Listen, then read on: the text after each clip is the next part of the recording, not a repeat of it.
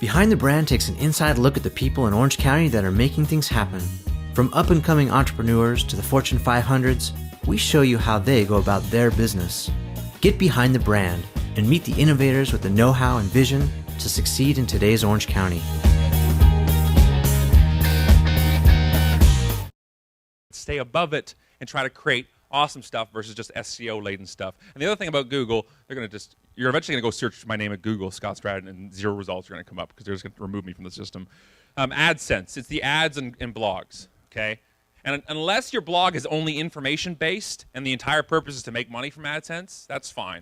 But outside of that, if you have a business, a service, or a product you're trying to position, and you threw AdSense on your blog to make a few extra bucks, you're doing it wrong. Because you're allowing people to leave your site for 6 cents, 7 cents, 10 cents. It's like me getting you to my retail store. I finally got you to my site, and now I'm going to let you leave for a nickel. It's like coming to my retail store. Welcome to Scott's Shoes. By the way, Tom's Shoes pays us 6 cents for everybody we send down the street, so go ahead and go on down there. Thanks very much. You see how I work Tom's Shoes in? That's how working the panel, forget it.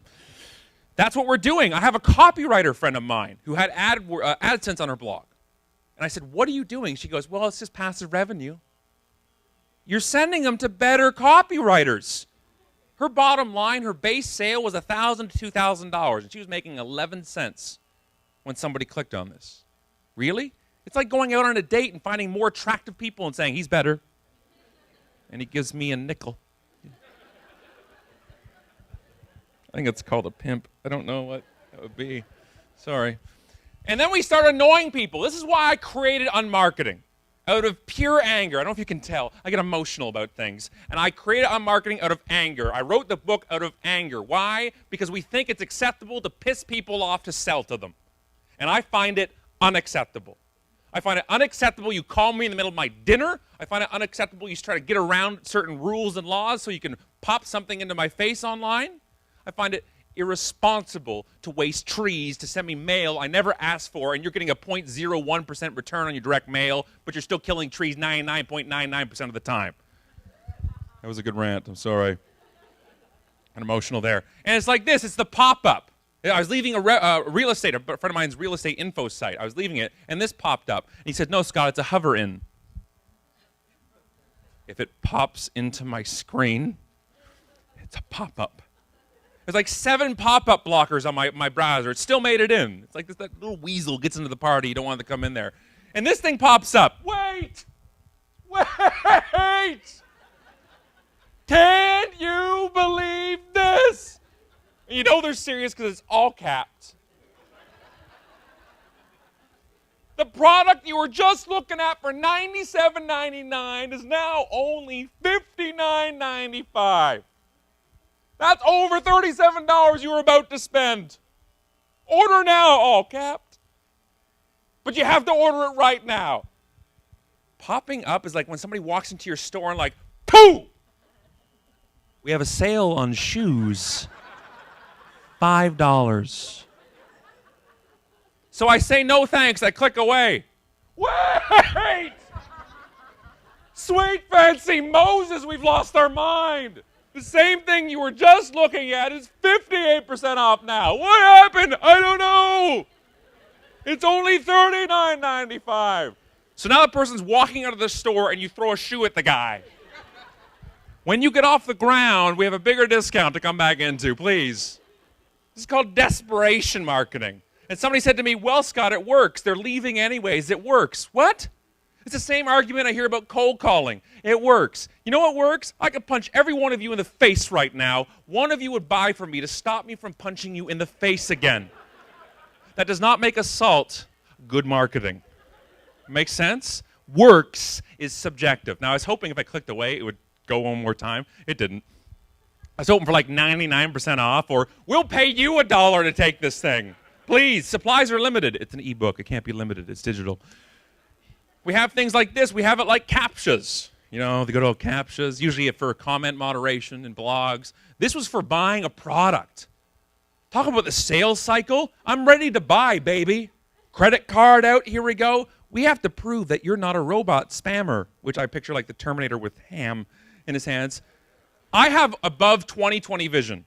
I'm like frickin' Batman with my vision, okay? That's how it works. I know it's a curse, but it's a cross I bear. The first word says wedged. What in the name of Zeus is that second thing?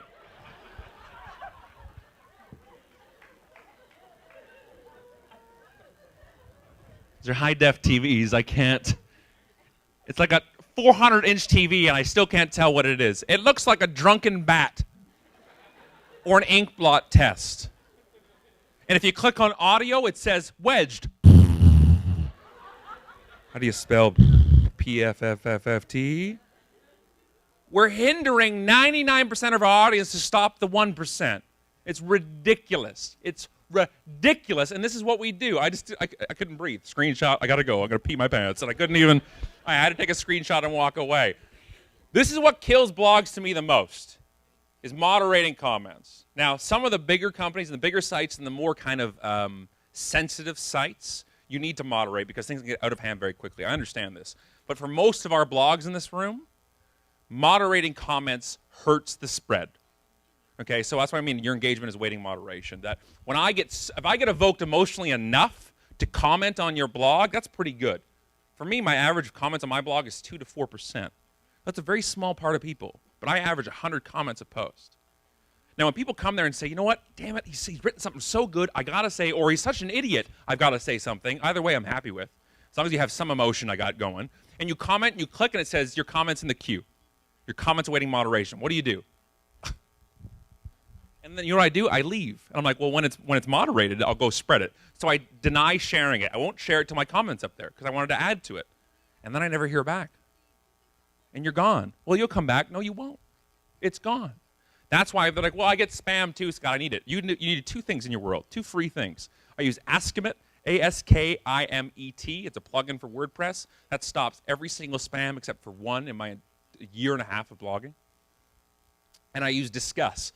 D-I-S-Q-U-S. It's a plugin for WordPress again. It's commenting. It threads the comments for conversations. It emails me to my BlackBerry that says you have a new comment, and I can reply via email, and it'll post the reply in the comment as a reply. And if I get the rare spam or the rare jackass who's just being hateful, I just reply with the word delete. Off. Gone. It creates conversation. My blog posts are fairly, they're okay. They're pretty awesome, but they're not that smart. The comments are 10 times smarter. Why would we try to stop people from making your posts better? Why do you stop your community from growing within your blog?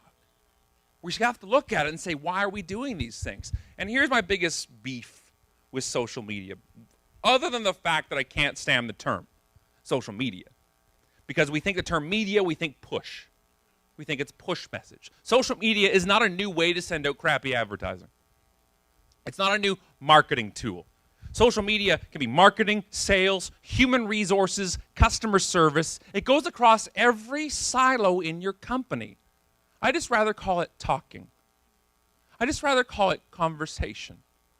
That's what I like. But social media doesn't fix anything. It only amplifies. It only makes it louder.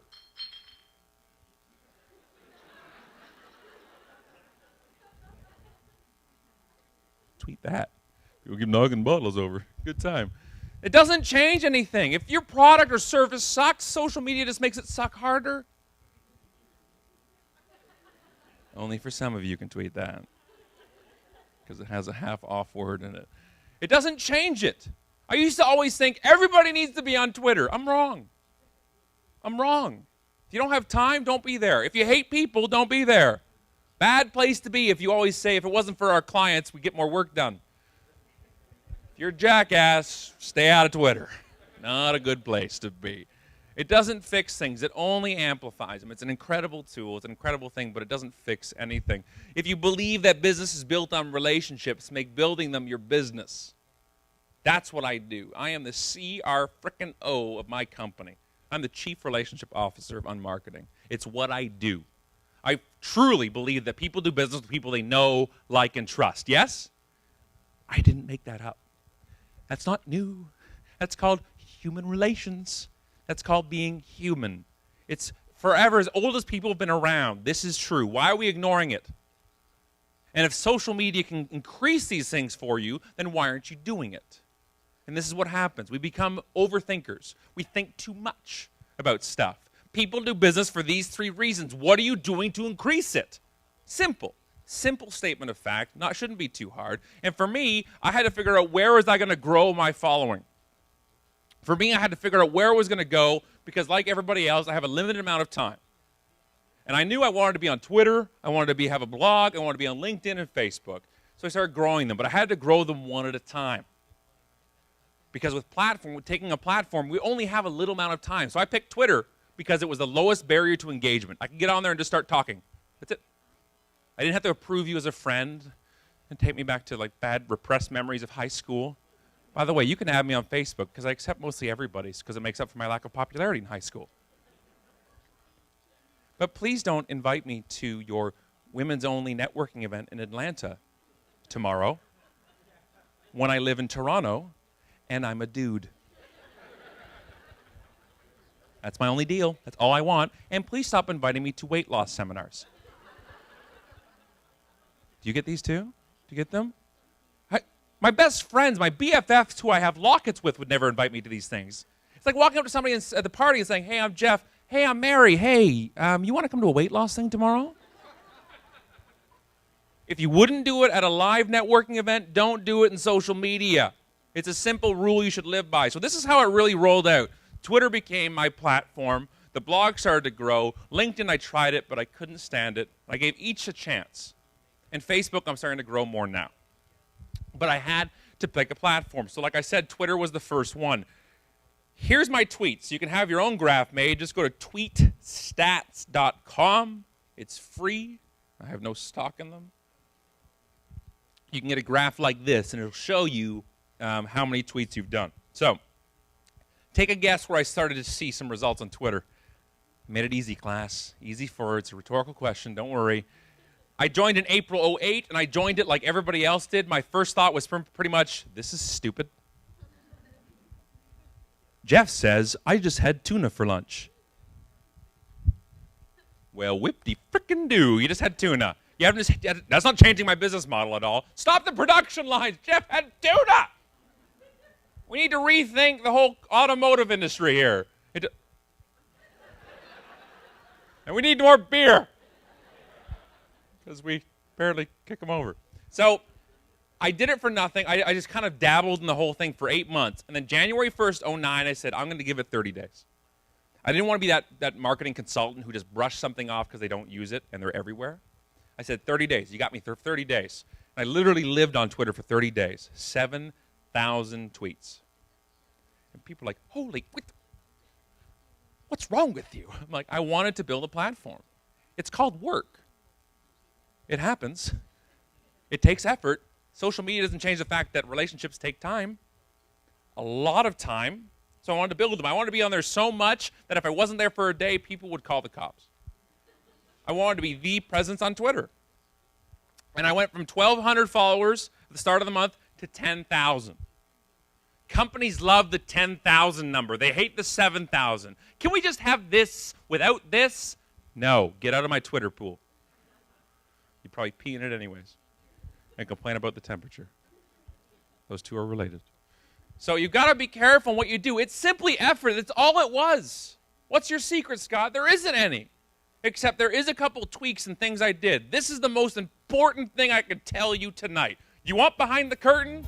You want to see how you can become a semi-irrelevant big deal on a fairly irrelevant social media site?